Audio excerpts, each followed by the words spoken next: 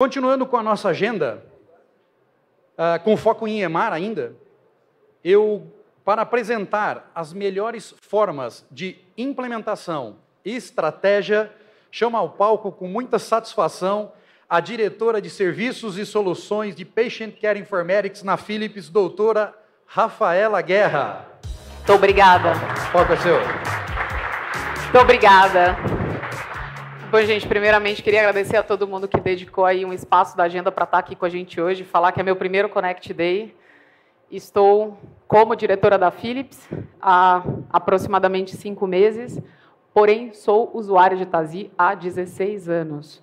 E há aproximadamente 7 eu estou envolvida em projetos de implantação, seja de implantação do zero, seja de migração, seja de projetos modulares, de mudança de processo, de melhor uso, meaningful use do prontuário. Eu sou hematologista, minha área de atuação era terapia celular, eu trabalhava com transplante de células-tronco, então, como estou aqui hoje é uma longa história, e com certeza a gente vai ter tempo de conversar nos nossos projetos que vão acontecer, e eu vou poder contar para vocês um pouco da minha jornada. Eu queria começar a nossa conversa de hoje dizendo que se eu tivesse combinado com o Cláudio, com o Daniel e com o pessoal que estava aqui sentado, não podia ter sido melhor. A introdução que eles fizeram para o que a gente vai falar agora, olha o primeiro slide da nossa apresentação de agora. Eu trago uma pergunta para vocês, que eu acho que é uma pergunta que talvez esteja na cabeça de quase todo mundo que está na plateia aqui. Seja porque vocês estão usando uma versão legado do TASI, seja porque vocês pensam em colocar quimioterapia fazendo alguma autorização automática nas APIs das operadoras com padrão TIS, seja porque vocês querem mudar um processo, trocar a função, trocar PEP por PEPA no ambulatório, seja porque vocês querem sair de uma outra solução ou do papel para TASI. Por que mudar? Mudança dói, mudança é desconfortável, mudança tira a gente da nossa zona de conforto. No fim do dia, o CIO é um cara que quer sossego, ele quer tranquilidade. Por que mudar? E eu sempre digo, o mundo mudou. Nós não estamos mais onde nós estávamos há 20 anos. Um mainframe cabe no micro SD. Aquela área gigante do hospital que era cheia de prontuários eletrônicos, prontuários de papel, onde eu fui recém-formada para descobrir o que tinha acontecido com um paciente meu, não existe mais. Eu lembro que a gente demorava 3 dias para receber um prontuário de paciente. Isso aqui mudou. Quem não estiver em constante mudança neste novo mercado, ficará para trás. Se vocês não estiverem neste momento pensando em mudar, vocês já estão ficando para trás. E médico gosta de evidência, né? Médico gosta de conhecimento adquirido de forma sistemática. A gente vive para ler paper científico. Eu carrego artigo científico comigo para todo lugar que eu vou, e é a melhor forma de conversar com liderança de negócio, porque eu falo, não sou eu que estou falando, está publicado. Está publicado que trocar, que ter um prontuário eletrônico robusto é melhor em todas as esferas do negócio. Melhora segurança, melhora eficiência, melhora controle de tempo, sim, tempo médio para as atividades, e reduz burnout. Cria novas carreiras. Eu fui uma das primeiras CMIOs brasileiras em 2017. Nós éramos em 7, 8, contando com o Hertel. E hoje nós somos centenas. Aqui na plateia tem pelo menos, aí, arrisco dizer, uns 10 ou 15 CMIOs. E assistindo em casa deve ter mais dezenas. Todo hospital, com mais de 100 leitos hoje, e um prontuário minimamente organizado, tem um médico que é o responsável pelo que se decide na tecnologia. Não só médico. CMIOs que são médicos, CNIOs que são enfermeiros, CPIOs que são farmacêuticos. A TI moderna, ela tem pessoas de negócio dentro de casa, é uma TI híbrida. O profissional de tecnologia ele não opera mais sozinho. Mudar também é importante para que a gente finalmente tenha interoperabilidade semântica como realidade. Não é só interoperar. Os sistemas eles precisam saber o que eles estão trocando de dados. Não é simplesmente uma string jogada no meio do universo. A gente tem que ter terminologia, tem que ter suporte semântico para as nossas mensagens transmitidas entre os nossos sistemas. Eu tenho muito orgulho de estar aqui hoje e de ver um anúncio num Connect Day que nós estamos criando APIs em Fire. E eu tenho mais orgulho ainda de falar que o time de integrações está comigo. Eu estou vendo isso acontecer dentro da Philips e eu fui uma pessoa que reclamou muito disso.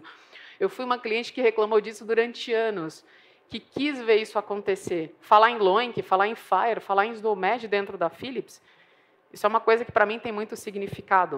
O Tazi esteve presente nos melhores momentos da minha carreira e nos mais difíceis. Então, hoje, estar aqui dentro e fazer parte disso é extremamente recompensador. E, por fim, muitos de vocês vão reconhecer esses dois senhores, Michael Porter e Elizabeth Teisberg.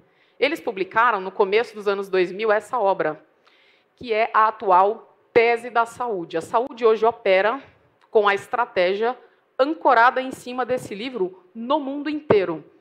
Michael Porter é um dos maiores estrategistas do mundo. Ele aplicou a teoria dos jogos na saúde e mostrou que um equilíbrio estratégico entre os stakeholders da saúde só é possível de ser obtido se todos nós trabalharmos numa estratégia comum de geração de valor para o paciente, buscando desfechos mensuráveis, trazendo a experiência do paciente e mensuração de desfecho clínico sobre um denominador que é um custo controlado. Isso aqui foi gigante. Isso aqui mudou a forma como os sistemas de saúde estão estruturados na Europa, nos Estados Unidos, e isso aqui é um tema batido em todo o congresso que a gente vai.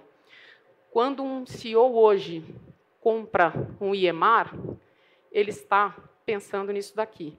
Quando um CMO, um diretor médico, compra um EMR, ele está tentando viabilizar a mensuração de standard sets, de mensuração de dados clínicos de forma estruturada. Não existe implementação de Value-Based Healthcare. O próprio Porter escreve isso no livro dele, sem um sistema de informação robusto embaixo de tudo. Então, ninguém consegue se beneficiar estrategicamente nesse mercado se não tiver um sistema de saúde robusto, um EMR robusto, embaixo do que? Pessoas, processos. No fundo, a gente já sabe que precisa mudar. Então, como mudar? Era um pouco do que estava sendo falado aqui, é um pouco do que eu trago aqui na minha conversa com vocês. Transformação digital é uma jornada, não é tudo de uma vez. Não começa, muitas vezes, na troca de um prontuário. Muitas vezes começa no investimento de infraestrutura. Tecnologia, ela tem camadas, e essas camadas, muitas vezes, não são compreendidas pelos líderes de negócio. O CIO é um cara que entende isso aqui muito bem, o diretor médico não. Na base de tudo o que a gente faz hoje tem infraestrutura, tem rede, tem cabo, tem switch, tem um link de internet, tem um firewall. Se isso não está adequadamente dimensionado, não tem sentido trabalhar na camada da aplicação. Não tem sentido colocar uma Ferrari numa estrada de barro. E hoje esse é um erro muito comum no mercado, é não se preparar para uma solução com este grau de robustez. Em cima da camada de aplicação, a gente tem uma camada de dados, né? A aplicação, na verdade, ela existe para permitir que pessoas executem processos de negócio e que entidades de dados sejam eventualmente guardadas para serem trabalhadas. Mas a aplicação ela é transacional. Ela existe para permitir que as pessoas executem os processos e que a informação seja salva. Quantas e quantas vezes eu não já sentei numa mesa com um diretor que achava que trocando o Tazi teria um data lake. É o que o Cláudio falava de alinhamento de expectativa, né? A gente tem que dar a César o que é de César. Isso aqui é muito importante. A transformação digital é uma jornada e ela começa de baixo para cima. É uma pirâmide que lembra muito a hierarquia das necessidades de Maslow. Você trabalha embaixo, depois você traz satisfação em cima. A arquitetura corporativa tem um framework chamado TOGAF, que é extremamente interessante e eu sugiro para todo mundo que não é familiarizado com esta metodologia que leia sobre isso. A arquitetura corporativa conecta os objetivos de uma empresa com as capacidades de negócio que essa empresa tem. O que é uma capacidade de negócio? É a sua capacidade de executar alguma coisa. Essas capacidades elas são entregues por processos que são executados por pessoas que podem ou não usar um sistema. E esse sistema está em cima de uma infraestrutura. Exemplo, minha empresa quer aumentar o EBITDA em 200 milhões de reais no ano de 2025. Como você vai executar isso? Vou aumentar em 30% os agendamentos. Perfeito, você vai precisar de uma capability, agendar. Como é que é o teu agendamento de consultas e E procedimento já é péssimo. Meu NPS é de 10, as pessoas odeiam, o portal é terrível e eu não tenho uma solução conectada no WhatsApp, conectada no celular. Você não vai conseguir entregar essa estratégia. E nem sempre, para fazer isso, você precisa trocar o prontuário. Então, entender da estratégia da sua empresa, qual é a capacidade a ser entregue, e se o teu projeto entrega ou não essa capacidade, é o primeiro passo para entender se o projeto faz sentido. E eu sempre falo, se esses pontos hoje não estão claros na sua organização, não inicie um projeto. Estude. Estude onde é que você precisa investir. Chame a gente para conversar. A gente está aqui para isso, inclusive. Uma implementação de um EMR ela tem um escopo muito maior do que a gente imagina que vai ter. Dificilmente quem compra um prontuário sabe, no momento que está assinando um contrato com a gente, que vai ter que quebrar a farmácia satélite dos andares, porque ali tem 3 farmacêuticos, não tem computador, está todo mundo trabalhando no papel, não tem ponto de rede. Eu já visitei cliente e falei, isso aqui você vai ter que quebrar. Quebrar como? Quebrar arquitetura, trocar. Onde você vai colocar computador aqui dentro? Ou você vai trocar o lugar da farmácia? Ninguém se prepara para isso. O resultado é que, à medida que o projeto vai andando, a gente vai tendo surpresas, né? A surpresa sendo, não me preparei para ter 20% de incremento de custo operacional antes e depois da virada, na reta final, mas quem vai fazer o trabalho? Você não pode tirar uma pessoa da assistência e não deixar ninguém no lugar. A gente descobre que, num contrato com 5.000 horas, muitas vezes as pessoas do negócio vão ter que investir 15.000 horas, fazendo cadastro, redesenhando processos, trabalhando em gestão da mudança, que eu trago aqui uma meta-análise, um mundo de evidência mostrando que é aqui que a gente falha na grande maioria dos projetos, é não nos preparando para fazer adequadamente a gestão de mudança ou esperando que um fornecedor terceiro, fora de casa, não empoderado, que não conhece os líderes formadores de opinião de dentro do hospital, execute isso no nosso lugar. Não vai acontecer. A gestão de mudança é um trabalho que nasce dentro de casa. Mas o maior erro, eu acho que nem é a gestão de mudança. É tratar isso como um projeto de TI. Nenhuma implantação de prontuário eletrônico é um projeto de TI. A sorte é que a gente tem muita evidência científica. Eu trago aqui mais 4 papers. Eu acho que, fazendo uma revisão de literatura para essa apresentação, eu devo ter baixado 30. A quantidade de evidências científicas que a gente tem hoje, ensinando metodologicamente como uma implementação deve acontecer, é gigante. Ninguém precisa inventar a roda. Ela já foi inventada e ela está publicada. Muito do conhecimento publicado em literatura foi fonte para que as metodologias que a gente tem na Philips fossem construídas. E a mensagem principal desses papers é que não é um projeto de tecnologia.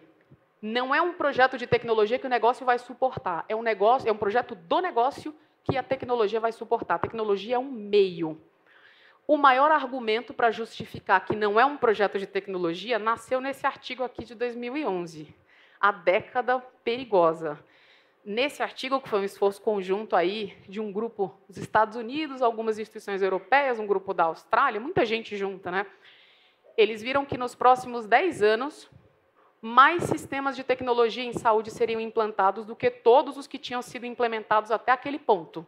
Então, olhando para trás, tudo que tinha sido implementado até aquele ponto e projetando 10 anos para frente, teríamos mais implementações de sistemas de tecnologia. E o resultado disso era um aumento na incidência do que eles chamam de eventos adversos linkados à tecnologia, que o Cláudio chamou aqui por um outro nome, mas é a mesma coisa.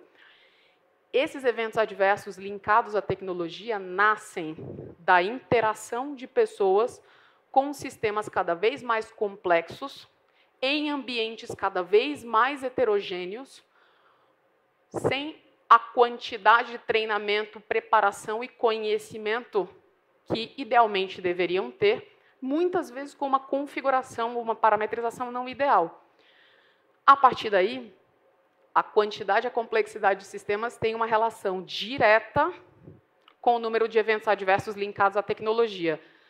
Todos os departamentos de qualidade das maiores redes de saúde latino-americanas estão medindo eventos adversos linkados à tecnologia ou deveriam estar. Se não estão medindo, este é um indicador que precisa ser seguido até para justificar o envolvimento do negócio num projeto de mudança de prontuário eletrônico. A curva que explica, né, como que acontecem esses eventos em relação à quantidade e complexidade de sistemas que a gente tem, é muito simples. Quanto mais sistemas e quanto mais complexo o ambiente, mais eventos. Existem fatores que podem mitigar ou piorar essa relação. Entre eles, sistemas menos seguros. Aqui entra a escolha de um medical device. Aqui entra. Medical device significa que nós nos responsabilizamos pelo que acontece no sistema. Legalmente falando, nós somos corresponsáveis por tudo o que acontece. Nós somos os maiores interessados em ter um processo de negócio seguro ali dentro. Porque nós somos reconhecidos como um dispositivo médico e podemos ser responsabilizados por isso. Faz toda a diferença, absolutamente toda a diferença. Do outro lado, sistemas menos seguros, com menos maturidade, com empresas menores por trás, empresa brasileira de capital privado. Boa sorte. Entre os drivers que a gente tem que são mitigadores, ou que podem aumentar a incidência desse dano, a gente tem a maturidade da tecnologia, pode mitigar, um bom sistema mitiga, mas não isenta, não reduz a zero. Recurso e qualidade, número e qualidade de recursos, tanto recurso financeiro quanto pessoas. Veja, nada disso é minha opinião, tá? Eu não trouxe nenhum slide aqui que é minha opinião. Teste, treinamento e padrões e metodologia. Tudo que a gente já falou aqui está simplesmente casando com o que está publicado em literatura. E quais são os drivers para que a gente aumente o dano? Novas implementações. Quero fazer 10 hospitais em um ano. Tá bom? A literatura fala que a gente tem um risco aumentado de ter dano. Está disposto? O número de usuários, quanto mais gente, obviamente, melhor tem que ser o treinamento, mais capacitadas as pessoas precisam estar. Aumento de complexidade, aumento de diversidade, ter mais de um, ter vários sistemas conectados, aumenta dano. E o que todo mundo pede, que seja mais barato, que seja mais rápido e que o desenvolvimento saia para amanhã. Tudo isso aumenta, muita gente se identificou.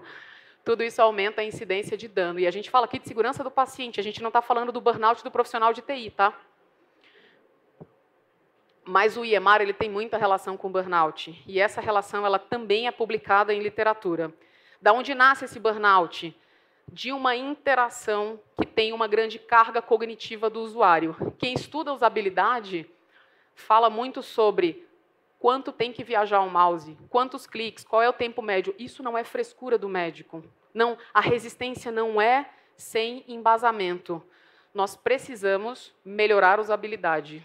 Este é um compromisso que nós estamos honrando. Não está perfeito, dificilmente vai estar perfeito, acho que a gente sempre vai ter espaço para melhorar, mas tem muito a melhorar em usabilidade, e acho que hoje fica claro, por tudo que foi falado aqui, que o nosso roadmap ele está profundamente ancorado em melhoria da usabilidade, especialmente para o profissional clínico. Uma parte disso, sim, pode vir direto da aplicação, mas a maior oportunidade que a gente tem de reduzir burnout está nos processos. O TASI ele é um sistema muito livre. Tem o lado bom e o lado ruim disso. A gente pode configurar uma checagem à beira-leito completa no ADEP ou uma execução na prescrição. Existem cargas cognitivas distintas para formas diferentes de estruturar processos. E esses processos têm cargas cognitivas diferentes. Esse é um slide que foi mencionado numa reunião onde eu estava hoje. É um slide que eu levo sempre comigo. O mesmo sistema está conectado pelas setas coloridas. É o mesmo sistema. Está sem nome, é proposital. É um slide da classe, do projeto do Arco Colaborativo, mostrando que o mesmo sistema pode ter um NPS de 95 ou de 10. Por quê? Porque os sistemas têm formas distintas de serem parametrizadas e porque o usuário tem uma quantidade de treinamento diferente, heterogênea, e porque nem sempre a gente tem um perfil adequado para a função desempenhada por aquele profissional. O que mais desloca uma curva da esquerda para a direita aqui? O que mais sobe NPS? Também tem evidência científica disso. Treinamento e adequação do sistema para aquele profissional. Se é um médico anestesista, não precisa mostrar todas as escalas para ele.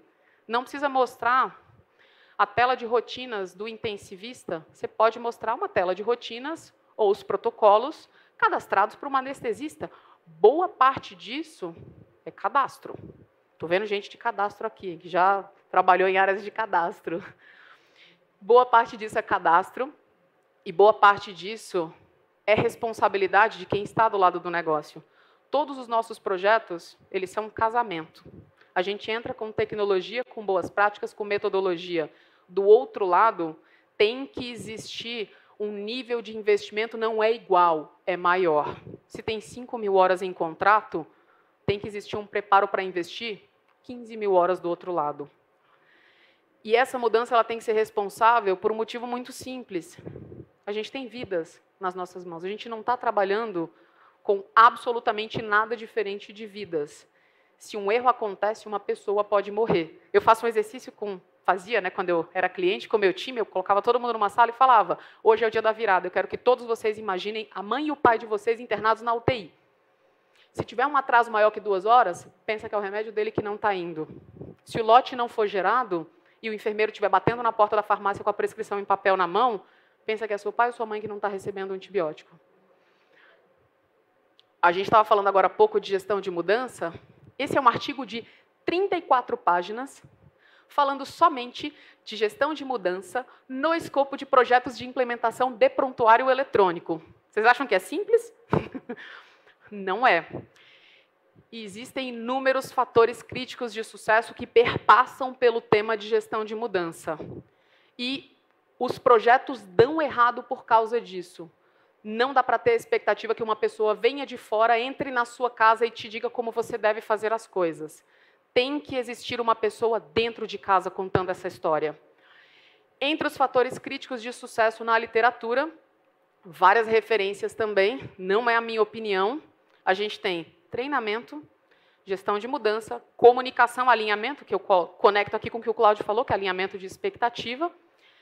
E a gente tem engajamento médico e o endereçamento das preocupações médicas. Nunca aquilo que um médico fala que é uma preocupação deve ser encarado como uma resistência fútil. A gente precisa escutar os nossos médicos, porque eles são os maiores formadores de opinião, eles são clientes do hospital, eles trazem dinheiro para o hospital, o mercado escuta eles, e no fim do dia, é através deles que essas vidas vão ser salvas. Falando um pouquinho agora sobre a Philips nessa reta final da nossa conversa, nós temos hoje cerca de 600 projetos que estão andando na América Latina, entre implementações do zero, entre migrações, entre projetos modulares, entre projetos de integração, podem ir desde a criação de um campo até a mudança de um prontuário de um hospital inteiro. É um time gigante. No Brasil, a gente tem boa parte da nossa operação. O Brasil é um país com uma base instalada madura, e a gente está crescendo mais rapidamente ali no México, na Argentina, e começando em alguns outros lugares, mas especialmente aí na Colômbia. Hoje a Philips vive um momento de mudança metodológica, né? Foi contado aqui que 1 ano atrás a gente criou uma metodologia e que esta metodologia vem transformando a forma como a gente faz projetos de imigração. Nós estamos cada vez mais orientados a processo. Nós não estamos mais falando em módulos, nós estamos falando em processo. A gente fala em checagem à beira-leito, a gente fala em geração de lote na farmácia. Rafa, mas o lote vai ser gerado de acordo com o cadastro ali da capa do material. É cadastro, mas é isso que define sucesso. Para nós, hoje, é muito claro o que define o sucesso de um projeto de implementação. E o que define esse sucesso é basicamente uma integridade da cadeia medicamentosa, do ciclo de receita e a ausência de eventos adversos linkados à tecnologia. Se alguém aqui é de TI, e se alguém aqui, em algum momento, achou que a Philips pensava diferente disso, por favor, nos deem o benefício da dúvida. Nossa metodologia, ela está hoje ancorada em frameworks. Trago aqui frameworks de mercado e o nosso proprietário, que é o Evolution, co-desenvolvido com a Folks. A gente tem trabalhado com Safe Agile para milestones pontuais dentro do projeto e com Waterfall, olhando um escopo mais amplo. A gente tem usado BPMN para fazer mapeamento de processo e o que a gente hoje olha de processo dentro do hospital, profundamente ancorado aí nas acreditações de qualidade, JCI, na Kementon, na RIMS, e nós estamos sentando com os nossos clientes para discutir processo, não sistema, pessoas, processos, e só então, agora eu vou pegar a frase do Cláudio, tecnologia. Para quem está fora do Brasil e está nos assistindo, é um pouco diferente, porque a gente está aprendendo a realidade de alguns desses países, e localizar não é o mesmo que parametrizar, mapear um processo e ir lá e colocar. E existem alguns gaps que a gente encontra no caminho, processos, às vezes, intervenções governamentais ou processos específicos de negócio que só existem naquele país, e nós estamos aprendendo com nossos clientes nesses processos de localização. Junto com o time de produto, aqui liderado pelo Dr. Hertel, a gente está entendendo como a gente pode solucionar as dores dos nossos clientes nos lugares em que um gap de localização é encontrado. Temos uma vontade. A gente quer começar a falar em milestones e não em horas. Isso é uma construção nossa e dos clientes que executam projetos com a gente. E nós estamos caminhando nessa direção. No futuro, vou falar por mim, eu estou na Philips, pode ser que eu não esteja um dia, mas enquanto eu estiver na Philips, a minha batalha pessoal vai ser para que num projeto a gente pare de falar em horas e que a gente comece a falar em processos, setores, milestones de negócio, indicadores de negócio, e que a gente faça uma negociação em que isso é o que está na mesa. É uma construção. Hoje a consultoria da Philips tem uma série de professional services que são oferecidos, e eu queria deixar claro para vocês que tudo isso aqui, se for uma dor de vocês, nós hoje oferecemos já em milestone. Ninguém cobra hora para fazer nada disso aqui, tá? Então, se vocês quiserem implementação de portal, integração, incluindo integrações com terminologias e cobertura de padrão semântico, qualquer carga, Rafa, eu quero colocar RHC e TNM aqui na minha base, 7ª, 8ª edição. Rafa, eu quero fazer aqui um cadastro de exame laboratorial com chaveamento para LOINC. Nós hoje oferecemos isso como serviço. Serviço fechado, pago no recebimento. Relatórios, cobertura para PIX, instalação de TASI Native. Quem aqui não quer se livrar do TASI Agent e do CUPS, legados antigos, né? Provavelmente ninguém. Então, a gente tem tido uma experiência muito boa. Eu, particularmente, não tinha utilizado como cliente, conheci na Philips, me surpreendi. Tudo aquilo que é suporte, quero entender melhor um problema de negócio meu. Quero entender, Rafa, quero ajuda para entender qual é a minha taxa de automação do faturamento hoje. Traduzo. Quantos lançamentos em conta são alimentados pela própria conta paciente, isto é, são manuais, e quantos vêm de outras funções? Por que não chamar isso da taxa de automação do faturamento, inicialmente? Se é uma outra função que alimenta, isso está na tabela, inclusive. Pode ser gerado via relatório, pode ser gerado, pode ir para um BI, pode ser um Analytics em tempo real, pode ser D-1. A gente hoje tem um time de profissionais para ajudar vocês a responder perguntas de negócio. Quero fechar a minha cadeia medicamentosa. Será que está fechada? Do que sai da tua farmácia central, quanto hoje está sendo administrado à beira-leito e não executado na prescrição? Se vocês não sabem responder essas perguntas, isso hoje é um serviço que nós vendemos.